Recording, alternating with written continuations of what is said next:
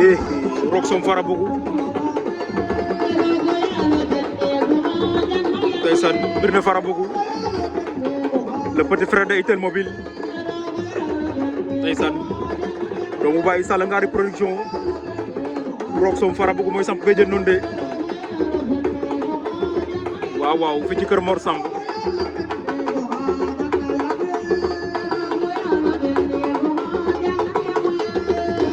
ndeysaan mu ngi ca débat bi lan lay for xeer la bëgg wala bant wala lan yaakaar naa lu wow la soxla de xeer moo ngi wër waaye gisagul waaw gis na benn xeer la wala bant lay doon da koy jël ñu ko ca ngemb la ko ni lamb ak ay tegtalam waaw kooku mooy Roxom bu Farabougou ndeysaan muroon na perkal la wala malikal loolu kenn xamul am na kenn ku nekk sa ginnaaw de waaw beneen daana na ngi noonu ci ginnaaw kan la nu muy bindoo ordi bu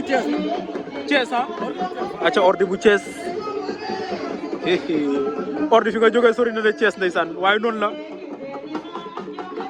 bëgg lamb rek bëgg loo am bëgg loo yóbbu ordi bu Thiès mooy samp béjjën noonu kon xale yi ñoo bëgg lamb jëlal ma Thiès ba Kaolack waaw lépp ngir lamb aca waaye Roxom Farabougou mu ngi ca débat ba tey de moom Roxom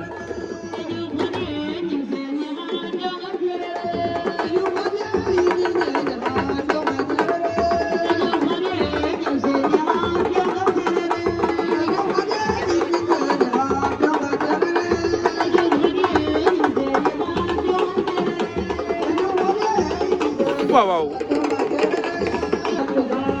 aca dik ne Taga Silati waaw le petit frère de Grand Mbagnick Taga Silati ndeysaan mooy samp béjjën noonu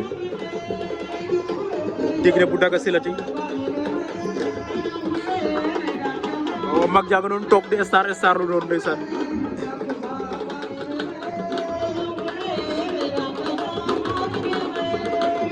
waaw beneen daanaa nañu noonu aussi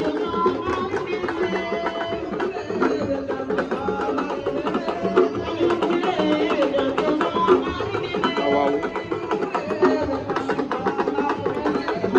du yaa xadi bu mu jaan